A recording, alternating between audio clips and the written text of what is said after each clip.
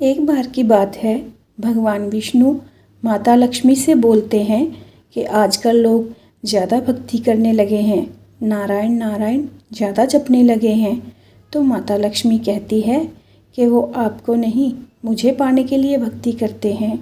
विष्णु जी कहते हैं कि लोग लक्ष्मी लक्ष्मी तो नहीं जपते।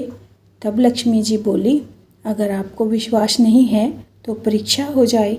विष्णु जी मान जाते हैं। विष्णु भगवान एक साधु का रूप लेकर पृथ्वीलोक पर आते हैं और एक व्यक्ति का दरवाज़ा खटखटाते हैं। अंदर से एक यजमान आते हैं और बोले, आपको क्या चाहिए गुरुदेव?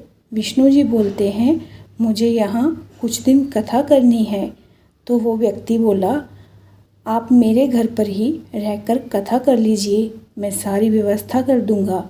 दूसरे दिन से ही वहाँ कथा शुरू हो जाती है। देखते ही देखते वहाँ भीड़ होने लगती है। पूरा गांव आकर कथा श्रवण करने लगता है। अब लक्ष्मी जी को लगता है कि समय आ गया है नीचे जाने का। वह एक बूढ़ी माता का रूप धर कर जाती हैं और एक घर के आगे आकर बोलती हैं कि मुझे बहुत ज़ोर से प्यास लगी है, पानी पिला दो। उस घर से एक औरत निकली। वह कहती है, मुझे तो कथा सुनने जाना है, मुझे देर हो जाएगी।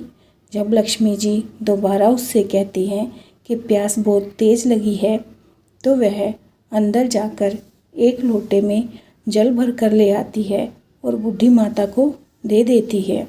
वो पानी पीकर जब लोटे को वापस करती हैं तो वो लोटा जो स्टील का था वो सोने का बन जाता है।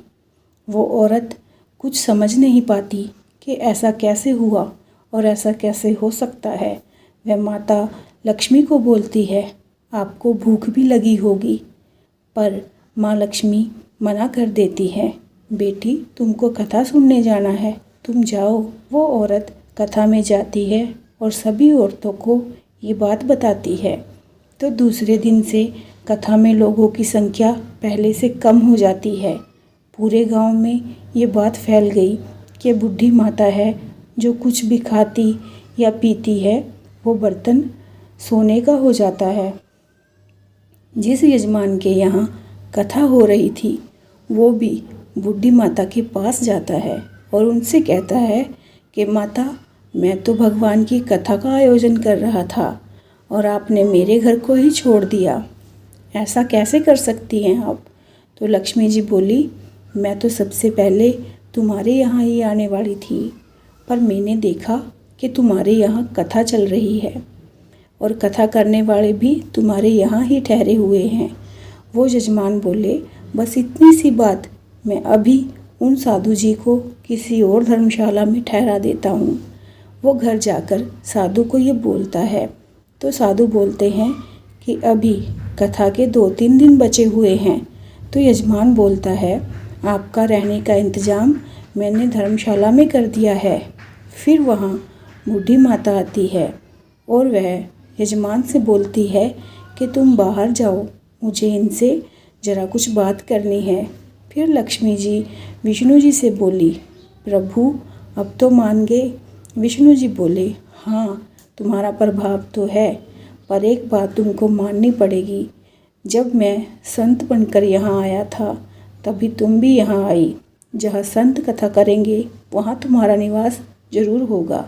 ऐसा कहकर भगवान विष्णु वहाँ से अंतर ध्यान हो गए। दूसरे दिन उस सेठ के घर लोगों की भीड़ जमा हो गई।